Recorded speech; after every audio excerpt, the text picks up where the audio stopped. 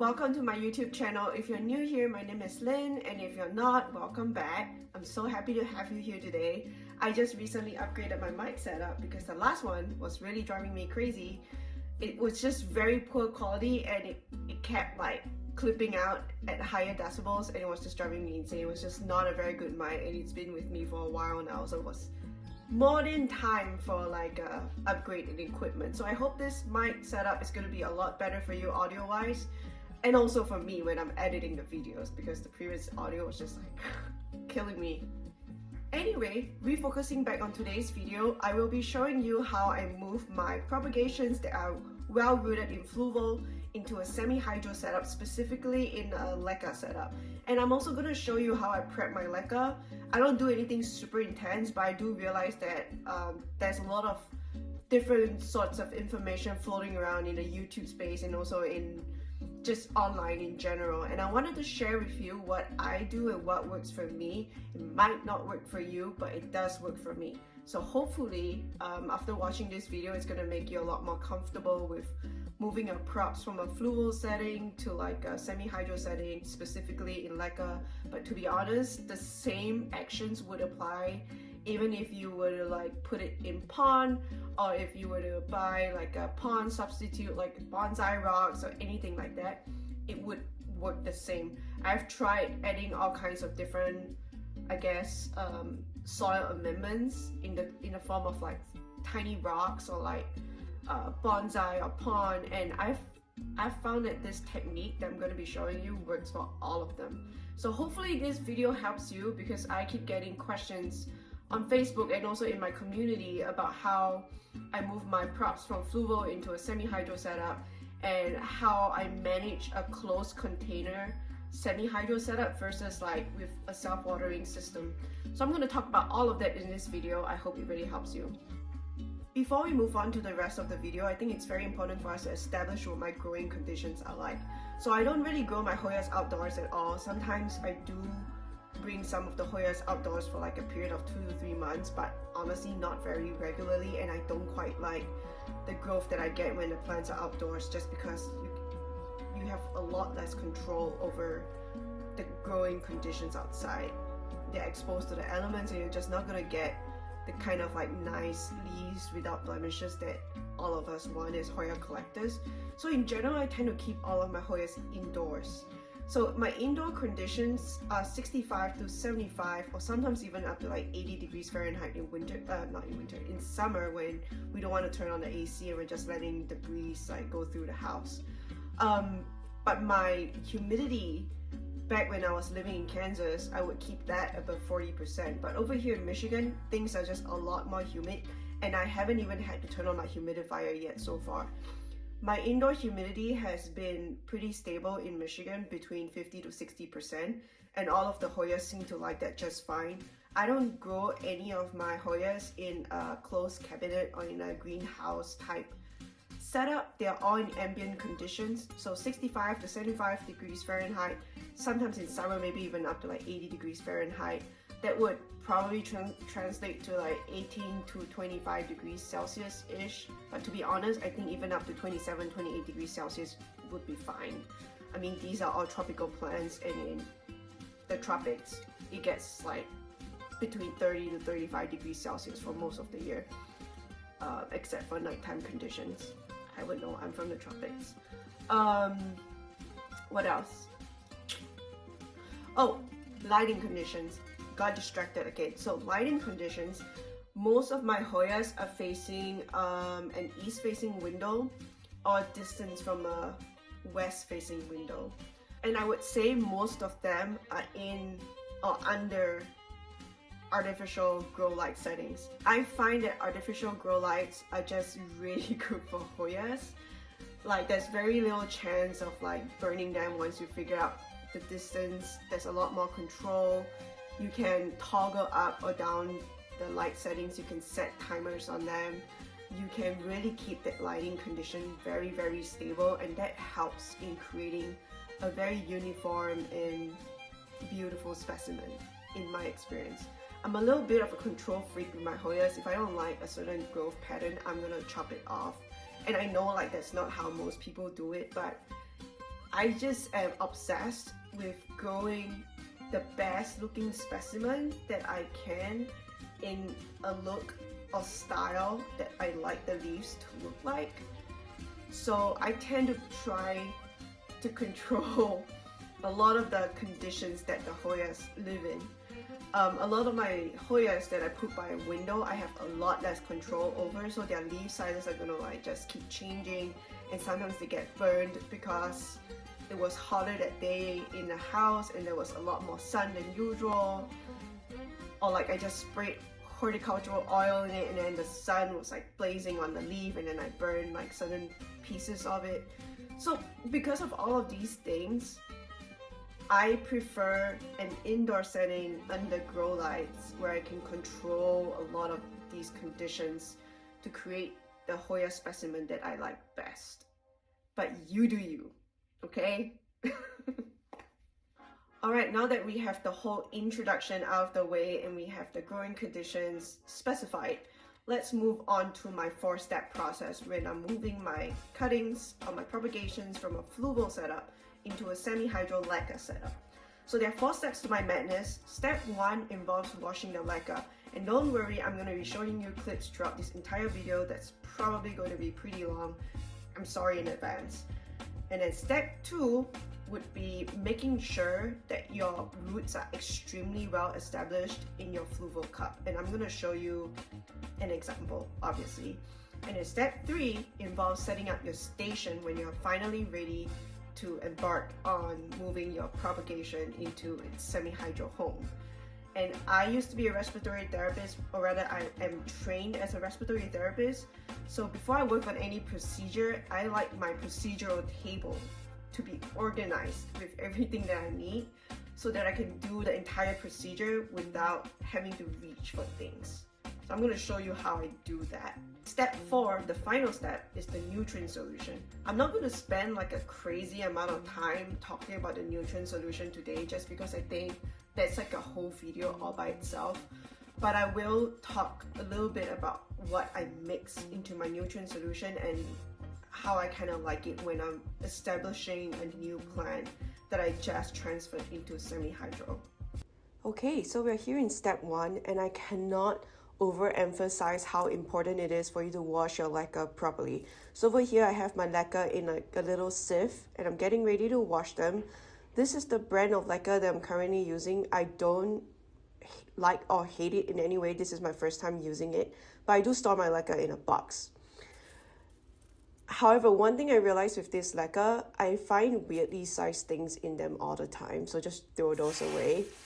And then obviously bring it outside to wash because Leca can be really dusty and sandy. You don't want that going down your drain. So I bring mine outside to wash in a sieve and then I just kind of let it drip dry. Once that is ready, I then move on to putting my Leca into a box to store and use it for later. I don't usually wash Leca bit by bit. I usually do it like one big box at a time just so I don't have to keep redoing it over time. Alright, now that we're done with step 1, which is washing and storing the Leca, we're moving on to step 2. So in step 2, you want to pick your plant and you want to inspect the roots carefully. I am a huge believer in over-rooting my plants in fluval before I even think about moving them to semi-hydro.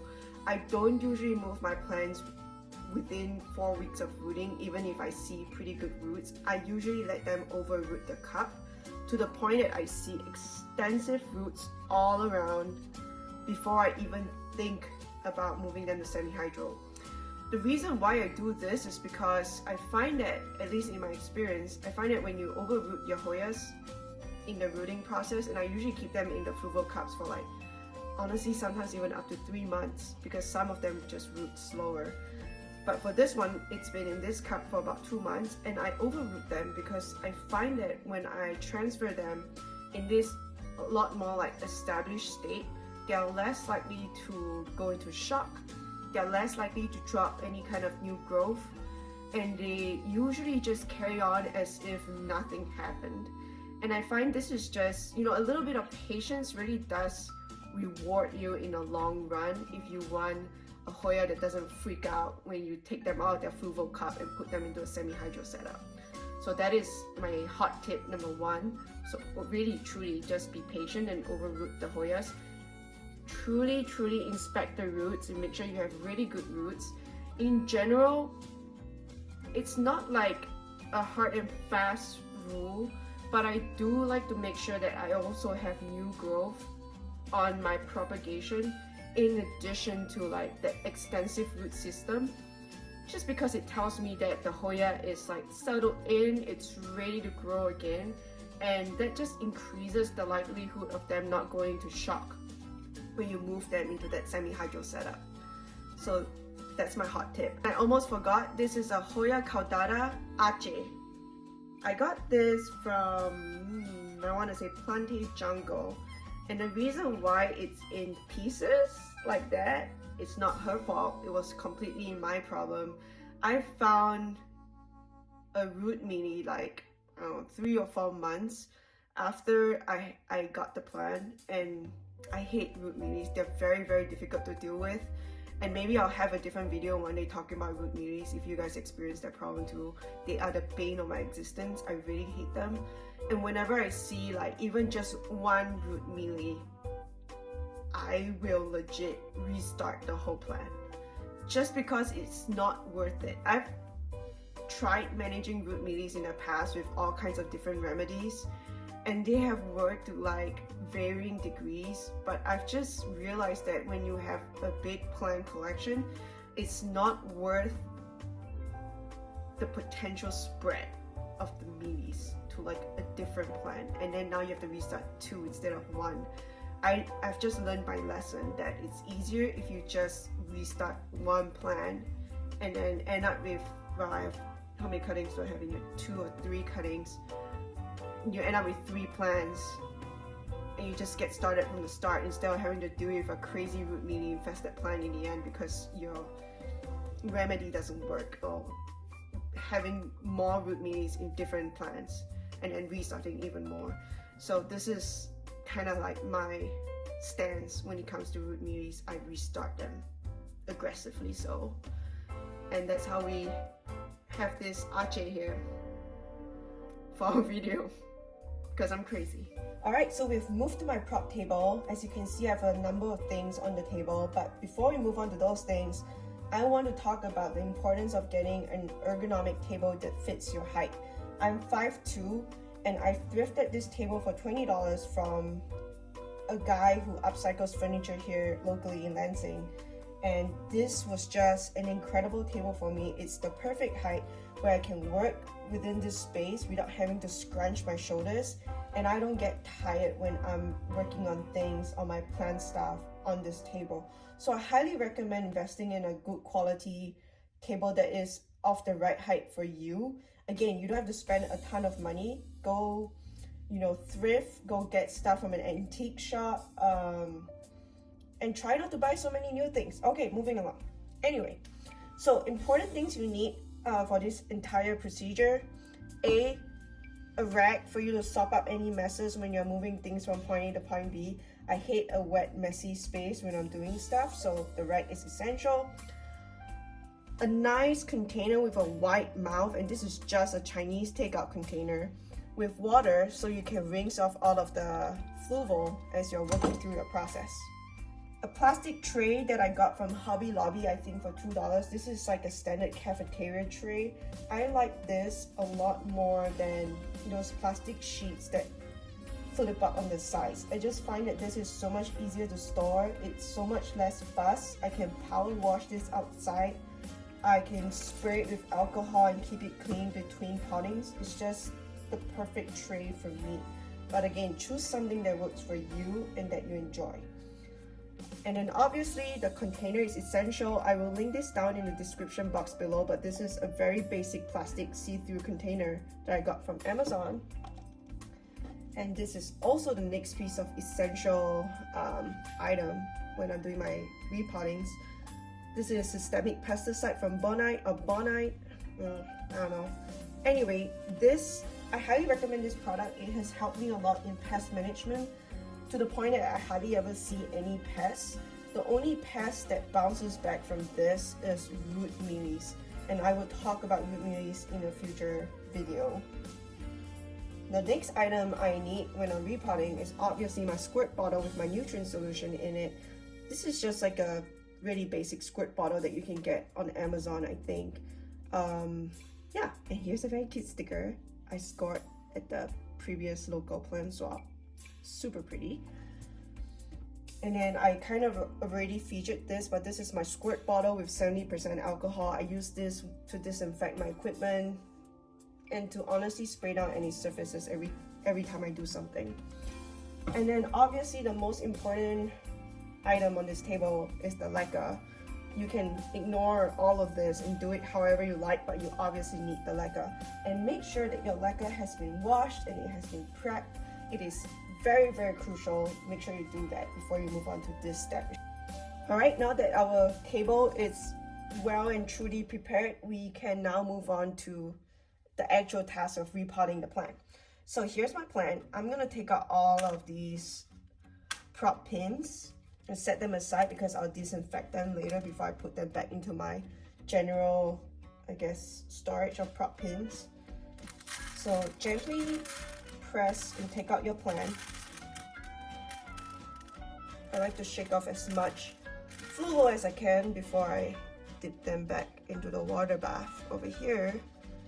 And I give it like a nice little vigorous swirl to get rid of as much fluid as I can, if you can see. Alright. So incredible roots, as you can see. We are very well established. This is exactly what you want to see before you move on to semi-hydro, especially if you don't want to shock your plants.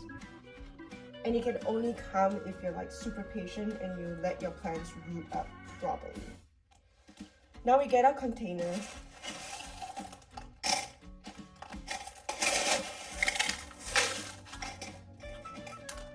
And we fill up our cup. I like to fill it up about halfway to give the plant space to grow into, and this will be your reservoir.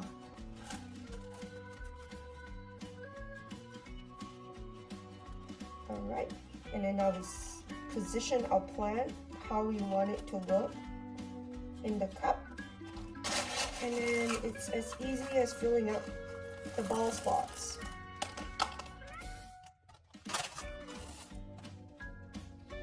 Now that we have our plant in the Leca cup, make sure that you are really reaching under those leaves and making sure that all of the roots are covered. Any roots that you leave exposed to air that isn't covered by the Leca is gonna dry up with time. And so if you don't want to lose those roots that the plant has been working so hard to create, make sure you pot it properly in the Leca. I like to make sure that my note is above the Leca so it doesn't stay wet for too long and then rot away. So that's a really good tip for avoiding stem rot. Alright, so it looks like that. We have our plant nice and secure in our little cup of Leca here. So I usually sprinkle my systemics about halfway up the cup, but I was filming this video and I completely forgot the step. But you can just sprinkle it over the top of the cup. Like about 1 teaspoon or half a teaspoon will do. And then grab your nutrient solution and just water all of that systemic pesticide down to the bottom. I like to add nutrient solution all the way up till about where my roots start to peek out. So I do this because in the beginning, the roots are just so much more used to like a moist environment in the fluval. And so I want to make sure that it's not like a shocking transition. They're not going from like a wet environment to like a very dry environment. So I kind of keep the water levels pretty high in the beginning, and as those roots start to get established and grow out to the sides, I will slowly lower down that water level down to like a more normal reservoir level, which is probably about this line over here, or maybe 3 lines in-ish, so about 1/3 of the way. So when do you then, I guess, decide to repot this? When you have roots growing all the way down to the bottom, or you start seeing some like translucent, looking like jelly noodly roots, that's when it's time for a repot and you need to bring it up a size, or like honestly sometimes not even up a size but just into a container that's a little bit taller. Alright, and that is my 4-step process to moving your fluval propagations into a semi-hydro setup, specifically a Leca setup in a closed container system.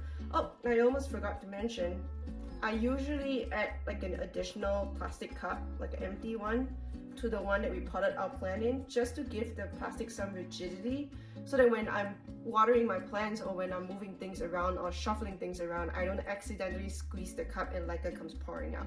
So I find that this is a very simple way to navigate that problem, using a very cheap container that you can honestly keep reusing and reusing and reusing as you move from plant to plant. Yeah. That brings me to the end of this video. Thank you for your time today. Thank you for spending your precious hours in your day listening to me talk about propagations and how to move them into a semi-hydro setup. I hope this video has been useful for you. If you have any questions at all, please don't hesitate to comment down below under this video, or send me a private message on Instagram or on Facebook. I'm usually pretty responsive, and if I don't respond, then comment down below on this YouTube, just so I have a place marker and I can come back to it. Like and subscribe. So like this video and then subscribe to the channel if you enjoy listening to me talk about Hoyas, showing you techniques and lessons and tips that I've learned along the way. And yeah, have a great day. Thanks for coming. Bye.